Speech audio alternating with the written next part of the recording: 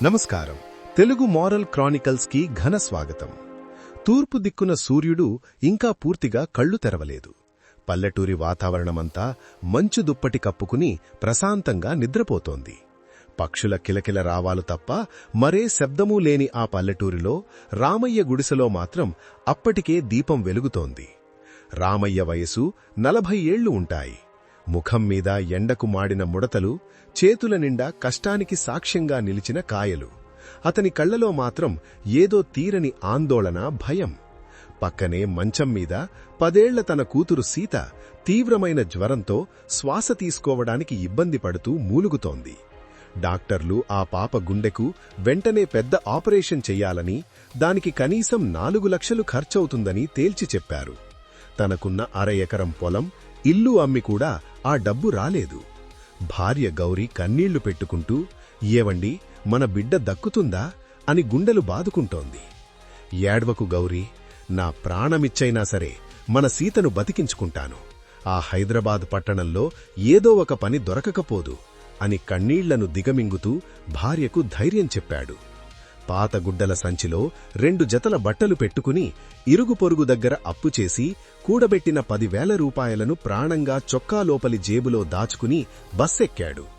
Bus కిటికీలోంచి వెనక్కి చూస్తున్న కొద్దీ తన పచ్చని పల్లెటూరు దూరమవుతోంది. తెలియని భయం అతన్ని ఆవహిస్తోంది. హైదరాబాద్ ఎంజీబీఎస్ బస్టాండ్లో బస్సు దిగిన రామయ్యకు ఒక్కసారిగా ప్రపంచం గిర్రున తిరిగినట్లు అనిపించింది. ఎటు చూసినా జనసముద్రం. ఆకాశాన్ని కబళించేలా ఉన్న భవనాలు, చెవులకు చిల్లులు పడేలా వాహనాల హారన్ల మోతలు, ఎవరి పనుల్లో వాళ్లు ఉరుకులు పరుగులు పెడుతున్న మనుషులు. తన ఊరిలో 10 ఇళ్లు దాటితే పచ్చని పొలాలు కనిపిస్తాయి. కాని ఇక్కడ కనుచూపు మేరలో మనిషికీ మనిషికీ మధ్య కూడా సిమెంటు గోడలే కనిపిస్తున్నాయి. ఎవరిని పలకరించినా విసుక్కునేవాళ్లే. మధ్యాహ్నం ఎండ మండుతోంది. ఆకలితో పేగులు ఆక్రోశిస్తున్నాయి. ఒక చిన్న హోటల్ దగ్గర ఆగి అన్నం తిని యజమానిని ఏమైనా పని ఉందా అని అడిగాడు. ఆ యజమాని రామయ్య వాలకం చూసి, నీకు సరిపోయే పనులేమి లేవులేవయ్యా, ఏదైనా అడ్డామీదకు వెళ్ళు అని కసురుకున్నాడు. అలాగే దిక్కుతోచక నడుచుకుంటూ వెళుతుండగా ఒక బస్టాప్ దగ్గర ఒక మోసగాడు రామయ్య అమాయకత్వాన్ని పసిగట్టాడు. దయగలవాడిలా నటిస్తూ, ఏ ఊరన్నా నీది? కళ్లల్లో నీళ్లు తిరుగుతున్నాయి. ఏదైనా కష్టంలో ఉన్నావా అని ఆప్యాయంగా పలకరించాడు. రామయ్య ఆ కాస్త ఆప్యాయతకే కరిగిపోయి తన బాధంతా చెప్పుకున్నాడు. అర్రెర్రే, ఎంత కష్టమన్నా, నేను నీకు మంచి కన్స్ట్రక్షన్ పని ఇప్పిస్తాను, నా వెంటరా అని నమ్మబలికాడు. రామయ్య ఆ మాటలు నమ్మి వాడి వెంట వెళ్లాడు. ఒక నిర్మానుష్యమైన గల్లీలోకి తీసుకువెళ్లి ఒక్కసారిగా కత్తి పీకమీద పెట్టి రామయ్య జేబులో ఉన్న ఆ 10,000 రూపాయలు సంచి లాక్కుని పారిపోయాడు.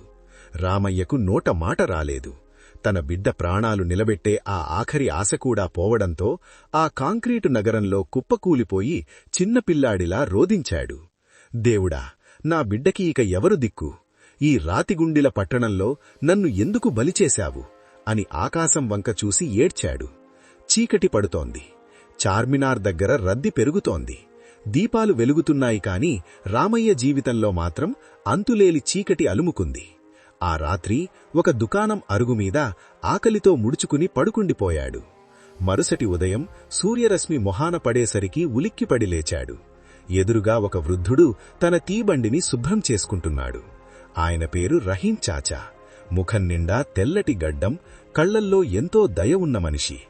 రామయ్య దీనస్థితిని చూసి ఒక గ్లాసు వేడి ఛాయ్, ఉస్మానియా బిస్కెట్లు ఇచ్చాడు. రామయ్య కన్నీళ్లు పెట్టుకుంటూ తన కథ మొత్తం ఆ చాచాకి వివరించాడు. చాచా గుండె కరిగిపోయింది. నాయనా, ఈ నగరం సముద్రంలాంటిది. ఇక్కడ సొరచేపలు ఉంటాయి, ఆణిముత్యాలు ఉంటాయి. మోసం చేసేవాళ్లు ఉన్నట్టే సాయం చేసే చేతులు కూడా ఉన్నాయి. నువ్వు అధైర్యపడకు. ప్రస్తుతానికి నా దగ్గర టీ గ్లాసులు కడిగే పని చెయ్యి. నేను రోజూ నీకు కూలి ఇస్తాను, ఇక్కడే తిని పడుకో అని అభయమిచ్చాడు. ఆ మాటలు రామయ్యకు ఎడారిలో నీటి ఊటలా అనిపించాయి. చాచాకు దండం పెట్టాడు. అప్పటినుండి రామయ్య కష్టపడి పనిచేయడం మొదలుపెట్టాడు. రాత్రిపూట పక్కనే ఉన్న గుడి దగ్గర పడుకుంటూ బిడ్డముఖం గుర్తొచ్చినప్పుడల్లా గుండెల్లో రగిలే బాధను పనిగా మార్చుకున్నాడు. ఒకరోజు సాయంత్రం బాగా వర్షం పడుతోంది. హుస్సేన్ సాగర్ వైపు నుండి చల్లటి గాలి వీస్తోంది. ఒక ఖరీదైన కారు వచ్చి టీ బండి దగ్గర ఆగింది. అందులోంచి ఒక పెద్ద మనిషి విక్రమ్ కిందకు దిగాడు. విక్రమ్ నగరంలోనే పెద్ద సాఫ్ట్వేర్ కంపెనీకి ఓనర్. ఫోన్లో కోపంగా ఆ డీల్ ఎలాగైనా క్లోజ్ అవ్వాలి అని ఎవరికోనో అరుస్తూ ఒక చేతిలో నల్లటి బ్రీఫ్ కేస్ పట్టుకుని కిందకు దిగాడు. టీ తాగి హడావిడిలో డబ్బులిచ్చి బ్రీఫ్ కేస్ అక్కడే మర్చిపోయి కారెక్కి వెళ్లిపోయాడు. కొద్దిసేపటి తర్వాత రామయ్య అక్కడి గ్లాసులు తీస్తుండగా బల్ల కింద ఆ నల్లటి బ్రీఫ్ కేస్ కనిపించింది. వెంటనే దాన్ని తీసుకుని రహీం చాచా దగ్గరకు వెళ్లాడు. ఇద్దరూ కలిసి దాన్ని తెరిచి చూశారు. అందులో కట్టలు కట్టలుగా 500 నోట్లు, కొన్ని ముఖ్యమైన పత్రాలు ఉన్నాయి. కనీసం 50 లక్షల రూపాయల వరకు ఉంటాయి. రామయ్య ఆ డబ్బు చూసి ఒక్కసారిగా షాక్ అయ్యాడు. తన జీవితంలో అంత డబ్బు కలలో కూడా చూడలేదు. ఆ రాత్రి గుడిమెట్ల మీద పడుకున్న రామయ్యకు నిద్ర పట్టలేదు. మనసులో పెద్ద తుఫాను చెలరేగుతోంది. వర్షపు జల్లులకు తోడు అతని కన్నీళ్లు కలుస్తున్నాయి. ఒకవైపు చావు బతుకుల్లో ఉన్న తన కూతురు సీత ముఖం కళ్ల ముందు మెదులుతోంది. ఈ డబ్బులో సగం తీసుకున్నా నా బిడ్డ బతుకుతుంది. ఆపరేషన్ సులువుగా జరిగిపోతుంది. నా ఊరిలో నా అప్పులన్నీ తీరిపోతాయి. ఎవరో వదిలేసిన డబ్బే కదా, నా బిడ్డను కాపాడటానికి దేవుడే ఈ రూపంలో పంపించాడేమో అని మనస్సులో ఒక మూల నుండి ఆశపడుతోంది. కాని మరొకవైపు తన తండ్రి నేర్పించిన నిజాయితీ. ఒకరి కష్టార్జితం మనం తీసుకుంటే అది మనకు అరుగుతుందా రామయ్య? నా బిడ్డకు దొంగ సొమ్ముతో ప్రాణం పోయాలా? అలా చేస్తే మొన్న నిన్ను రోడ్డు మీద కత్తిపెట్టి దోచుకున్న ఆ మోసగాడికి నీకు తేడా ఏముంటుంది అని అతని అంతరాత్మ ప్రశ్నిస్తోంది. ఆ రాత్రంతా కన్నీళ్లు పెట్టుకుంటూ తన మనస్సుతో తనే యుద్ధం చేశాడు. చివరికి అతనిలోని నిజాయితీనే గెలిచింది. తన బిడ్డ ప్రాణం పోయినా సరే తలవంపులు తెచ్చే దొంగతనంగా వచ్చిన డబ్బుతో ఆమెను బ్రతికించుకోకూడదని గట్టిగా నిర్ణయించుకున్నాడు.